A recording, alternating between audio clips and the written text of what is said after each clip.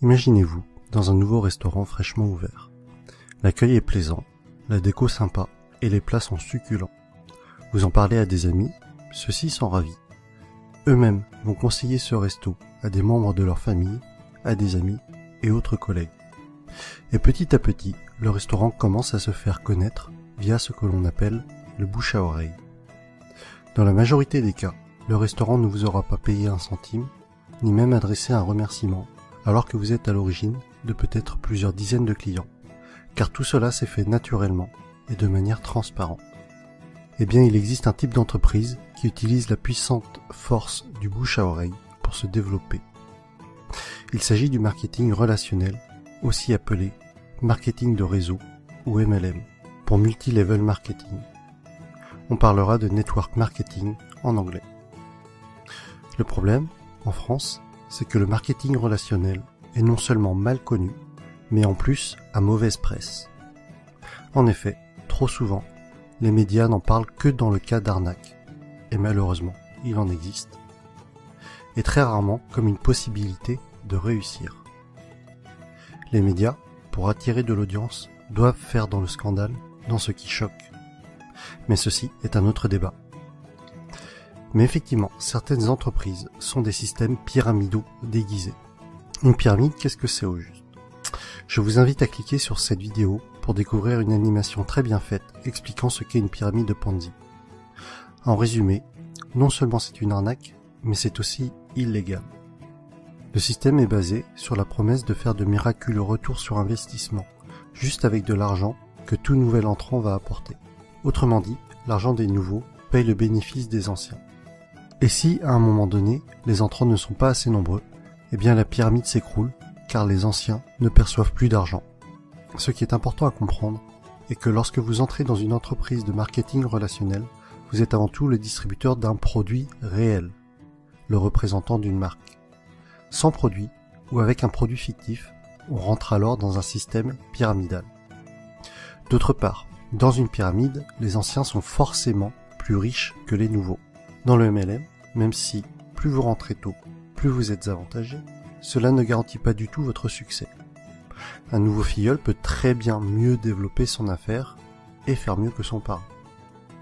Ainsi, dans une entreprise de marketing relationnel, tout le monde est au même stade au début, mais plus elle va grossir et plus elle va avoir d'impact et être puissante. C'est vraiment la force du réseau qui fait qu'une MLM est puissante. Et Robert Kiyosaki insiste vraiment sur ce point dans le livre « L'entreprise du XXIe siècle ». Le pouvoir n'est pas dans le produit, mais dans le réseau. Pour en revenir à ce que l'on évoquait au début de la vidéo, le bouche à oreille est le principal véhicule de communication d'une société de marketing relationnel, si bien qu'il n'y a pas ou peu de publicité. Et ce budget pub, qui est souvent faramineux pour les grandes entreprises, est reversé aux distributeurs et ou consacré à l'amélioration du produit qui en général est excellent. Lorsque vous vous lancez dans le MLM, vous êtes parrainé par une personne et ensuite c'est comme si vous étiez votre propre patron et que vous aviez créé votre entreprise. Votre but et votre source de revenus vont être de deux types. Soit en parlant du produit autour de vous et en le revendant, soit en parrainant d'autres personnes qui elles-mêmes vont devenir distributeurs. Ainsi, le plus efficace est pour que votre entreprise soit réussie, tout ce que vous faites doit être duplicable.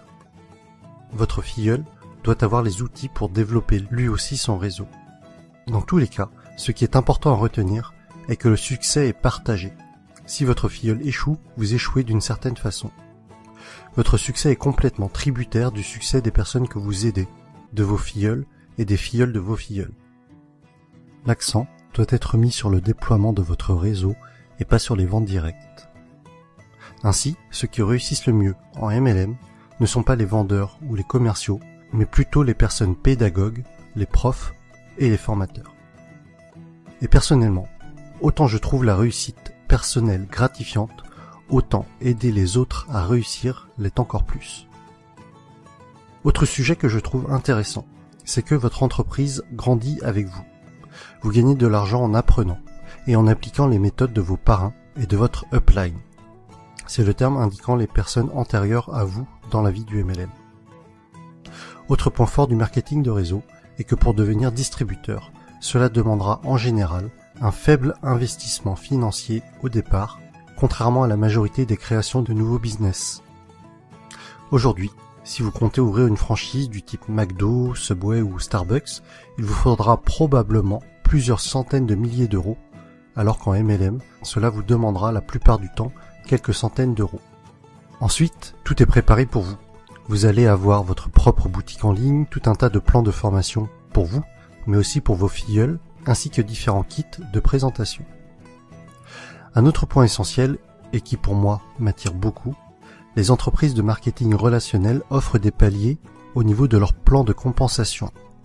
Pour être plus précis, à partir d'un certain nombre de filleuls, et sans compter les éventuelles primes bonus, vous allez toucher un revenu résiduel, encore appelé revenu hors exploitation, c'est-à-dire un revenu passif. Les bonnes MLM sont donc de formidables véhicules vers l'indépendance financière de fait de ce revenu passif engendré par le parrainage d'autres personnes. Je rajoute que les MLM sont un type d'entreprise qui a une croissance des plus fulgurantes à l'échelle mondiale ces dernières années. Aux USA, ça a vraiment explosé depuis les années 90. Et avec Internet, c'est encore plus facile d'augmenter son réseau qu'auparavant. De plus, c'est une activité que l'on peut tout à fait démarrer sur notre temps libre pour un revenu complémentaire au début. Il faudra alors se déclarer en auto-entrepreneur avec le statut de VDI, c'est-à-dire vendeur à domicile indépendant. J'insiste tout de même sur le fait de bien vérifier un certain nombre de points avant de vous engager dans une entreprise de marketing relationnel, afin de ne pas tomber sur une pyramide Ponzi déguisée. Voici le type de questions qu'il faut vous poser avant de vous engager dans une entreprise de ce type. Est-ce qu'il y a des bureaux réels? À quels endroits géographiques? Se trouve-t-il dans des paradis fiscaux? Quel est l'historique de l'entreprise? Quelle est la réputation de cette entreprise? Quels sont les avis d'autres personnes sur celle-ci?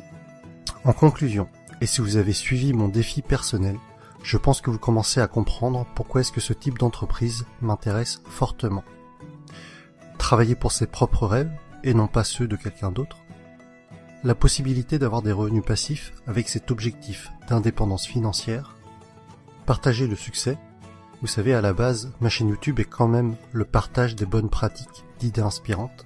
Alors si en réussissant dans un domaine, j'arrive à aider d'autres personnes à réussir également, alors j'en serais sincèrement ravi. Autre point que l'on avait évoqué, c'était de gagner de l'argent tout en apprenant. Le message que j'y vois derrière cela est celui que Jim Rohn a souvent répété, que plus vous vous développerez personnellement, plus cela attirera le succès. Et enfin, des horaires libres. Cela signifie que je pourrais aller chercher ma fille à l'école. Et voilà pour cette vidéo sur le marketing relationnel. J'espère que le public francophone comprendra mieux ce qu'est le MLM avec cette vidéo. Pour ma part, il y a quelques mois encore, je dois vous avouer que je faisais partie des personnes qui rejetaient le sujet, ne comprenant pas en quoi cela consistait, et sûrement aussi parce que je ne voulais pas comprendre, et que je gardais en tête ce que les médias véhiculaient. Mais que ce soit Jim Rohn, Tony Robbins, Les Brown, c'est-à-dire tous les motivational speakers que je suis régulièrement, mettent en avant ce type d'entreprise. Et après mes lectures de l'entreprise du 21e siècle, de Robert Kiyosaki, et de 45 secondes qui changeront votre vie, de Don Faya, j'ai finalement changé d'avis sur le sujet et je suis décidé à me lancer.